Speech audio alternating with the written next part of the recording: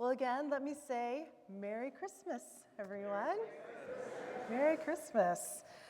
Secondly, what I want to say is that I cannot believe it is already the end of December.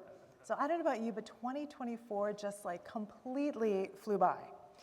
And around this time of year, there's a lot of these year in review kinds of things, like the best books of 2024, the best songs, the best movies. And one of my favorite things is the year in photos. So I just saw the New York Times version of this, the year in pictures. And here's a couple of the snapshots from 2024. January 13th, migrants climbing over the border wall between Mexico and a ranch in Arizona. February 11th, Travis Kelce and Taylor Swift embracing after the Kansas City Chiefs won the Super Bowl. April 8th, the solar eclipse.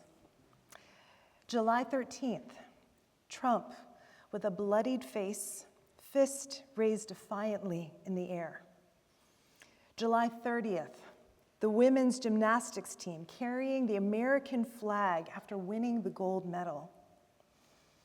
November 6th, a photo of Black women in Washington with somber looks on their faces, waiting for Kamala Harris to give her concession speech.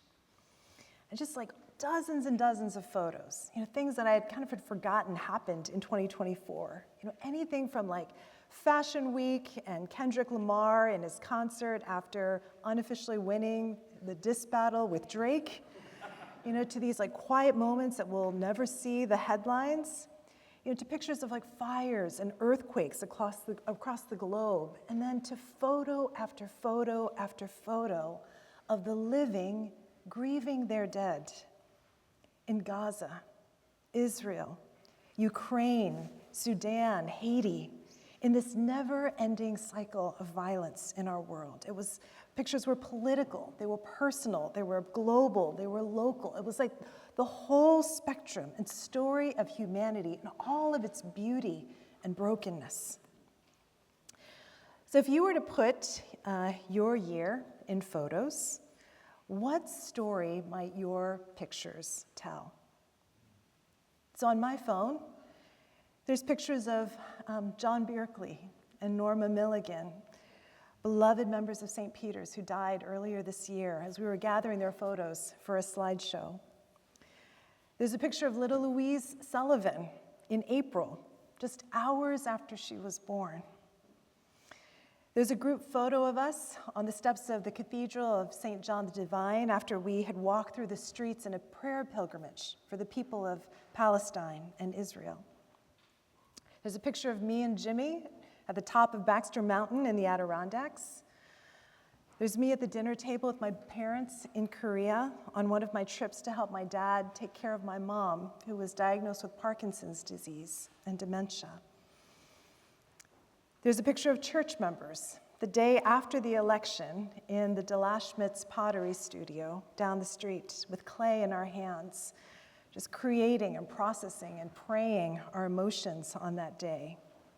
My phone shows these pictures that are political and personal and global and local, the story of humanity and all of its beauty and brokenness.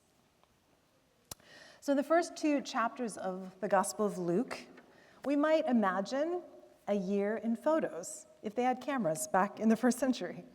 We might see a picture of the priest Zechariah in the temple, with a look of fear and trembling on his face as an angel tells him that his barren and elderly wife, Elizabeth, is going to give birth to a son.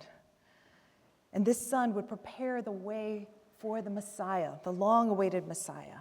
We might see a picture of Mary with child, just singing out in joy and defiance, "My soul magnifies the Lord, and my spirit rejoices in God, my Savior." We'd see a picture of Emperor Augustus on his throne, making this decree that all the world had to be registered, his way of controlling and exploiting an oppressed people. We'd see this exhausted young couple in a stable without their families, likely shunned and shamed because of this unconventional pregnancy, cradling a newborn, blood on the floor. Birth is messy. It's not like this sanitized version of the nativity scene. It was hard, messy, political, personal, global, and local. The story of humanity in all of its beauty and brokenness. The author Stephen Garber asks this poignant question. He asks, can you know the world and still love it?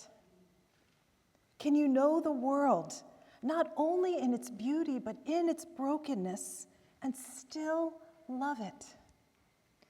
Or to bring it closer to home, every single one of us in this room, I don't care how independent or self-sufficient you may be, whether you're conscious of it or not, every single one of us asks this question: can you know me, really know me, and still love me? Now, this question isn't weak, it's human. And to deny it is to deny humanity, your own and others. And so what the story of Christmas is ultimately about is God giving an unequivocal yes in response to that question. And that yes is Jesus, the Word made flesh, Emmanuel, God with us. God coming not with guns blazing, flexing this political or military or financial power, but as the most vulnerable creature on the planet, a baby. And we've heard this story so many times, every single Christmas. As a priest, I've told this story so many times. I sometimes forget how crazy it sounds. You can't make this stuff up. The way that a leader makes an entrance says a lot about that person. So the President of the United States comes into town, there's gridlock, there's a motorcade, there's a police escort, there's American flags all over the place, there's black SUVs, there's Secret Service with guns. Everything is done to elevate and protect this most powerful political leader in the world. The God of the universe did the exact opposite of this. If the story of the Nativity happened today, it would be more akin to this family that I read about in another New York Times photo essay that was entitled 8 Months Inside New York's Migrant Shelters: Fear, Joy, and Hope. Alberto and Nicolaza Guambiago fled violence in Ecuador with their daughter, part of these waves of migrants that have been coming into the city since 2022. And they're living in a tent shelter in Brooklyn right now. And there's this really kind of heartbreaking photo of this couple with tears just streaming down their faces, breaking down as they're sharing with the journalist about the experiences that they've been through. And their daughter, looking at them just so tenderly. They have no protection. They are completely vulnerable. And however you may feel about the migrant crisis in our city and how the government should respond, that they are human. Can you know the world and still love it? Can you know me and still love me? God said yes in Jesus on this night. God said yes by entering the beauty and brokenness of our world and becoming human like us, with us, vulnerable, woundable, because of love. And one day that child would grow up to be a man who, Luke tells us just 2 chapters later, stands in the synagogue and he reads from the prophet Isaiah these words. He says, "The Spirit of the Sovereign Lord is upon me, because he's anointed me to preach good news to the poor, to bind up the brokenhearted, to proclaim freedom for the captives and release from darkness for the prisoners, to proclaim the year of the Lord's favor and the day of vengeance of our God, to comfort all who mourn, to bestow on them a crown of beauty instead of ashes, the oil of joy instead of mourning, and a garment of praise instead of a spirit of despair." He knew the world, and he still loved it. to the point of one day taking on the sins and burdens of the world and dying on a cross at the hands of those he came to heal. Thankfully, that is not the end of the story. Isaiah says, the people walking in darkness have seen a great light. And Christmas tells us that darkness is not the end of the story. But there's another photo that we might add to our year of an empty tomb. And Easter tells us that death is not the end of the story. Valerie Kaur, the Sikh activist, asks, what if this darkness is not the darkness of the tomb, but the darkness of the womb? The world just waiting to be reborn. You know, you and I were part of that story of rebirth. You know, that's what tonight is all about, of Christ being born in us anew, the life of Christ being born in us anew. So I want to close with this poem by Howard Thurman, the African-American theologian, author, pastor, civil rights leader, who wrote this poem called The Work of Christmas. And I've taken the liberty to change the word brothers to people. I feel like he would approve of that change. And it's here in your bulletin too. But it says, when the songs of the angels is stilled, when the star in the sky is gone, when the princes are home, when the shepherds are back with their flock, the work of Christmas begins. To find the lost, to heal the broken, to feed the hungry, to release the prisoner, to rebuild the nations, to bring peace among people, to make music in the heart. This poem has echoes of Jesus' manifesto from Isaiah. And so on this Christmas Eve of 2024, as we turn the corner almost to 2025, I just want to invite us to, just in the busy, noisy season, a moment of reflection and prayer for ourselves and for our loved ones and for our world. And I want you to imagine the faces and the places that are in your heart tonight. You know, what are your year of photos? You know, who do you know that's lost? Who needs healing? I mean, maybe it's you tonight. You know, who is hungry? You know, whether that's hungry for food or hungry for love and belonging. You know, who is imprisoned?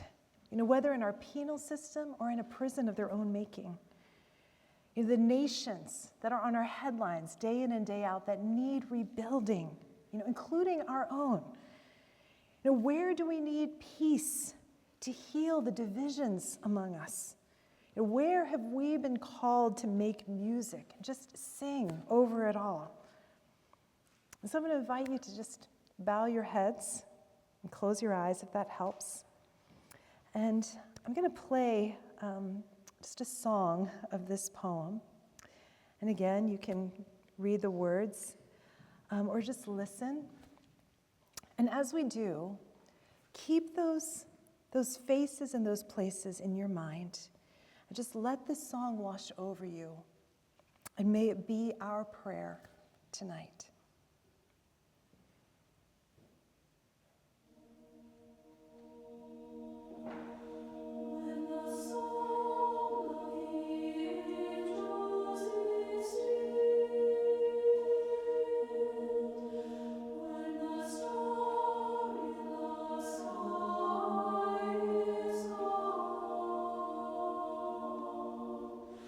When the kings and princes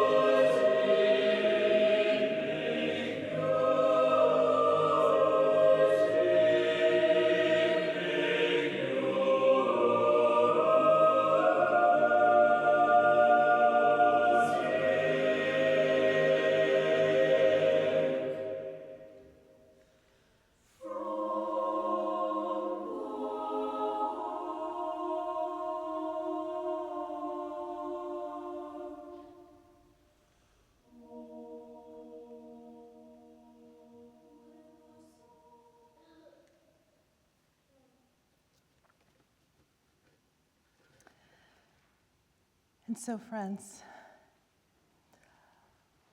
let's get to work.